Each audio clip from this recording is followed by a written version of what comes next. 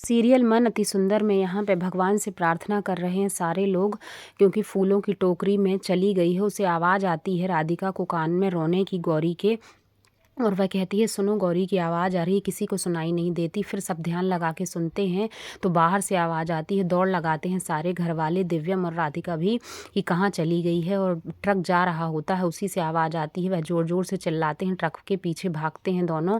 Truck वाला गाना सुन रहा है तो कुछ सुनाई नहीं देता। तभी राधिका को आइडिया आता है, वह एक पत्थर उठाकर ज़मीन से और ट्रक की लाइट में मारती है तो ट्रक वाला ट्रक रोक लेता है। दिव्यम कहता है उसमें मेरी बच्ची है, रोको, और दौड़ लगाकर ट्रक में चढ़ जाता है। टोकनी में छुपी होती है गौरी, उसे उठा लेता है। वह बहुत रोती है। घर वाले सोचते हैं चलो गौरी मिल गई, क्या होता अगर यह चली जाती तो।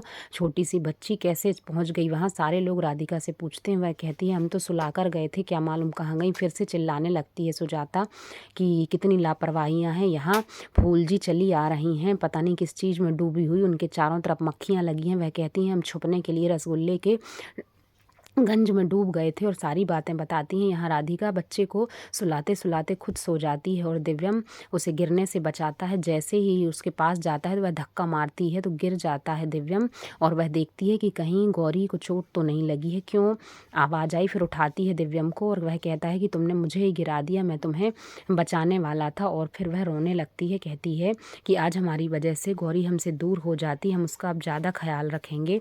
तो दिव्यम कहता है कौन कहता है तुम माँ नहीं बन सकती। यहाँ किचन में जाता है राधिका के लिए खाना लेने, और माँ से पूछता है माँ आपने खाना खाया कि नहीं। माँ कहती है हम कहाँ तेरे बिना खाते हैं। तो माँ को खाना खिलाने लगता है, और माँ उसके मन में हमेशा की तरह उल्टा सीधा भर देती है राधिका के खिलाफ। दिव्यम आकर बातें करने लगता है। तभी कली आ जाती है, कहती है ये चेन मिली है हमें तो हम उसे पहना दें। जैसे ही चेन पहनाती है वह उठ जाती है, और फिर से राधिका उसे सुला देती है। यहाँ मंदिर में पूजा कराने लाई है राधिका, तो सारे घर वाले भी हैं और नीचे गौरी खेल रही है।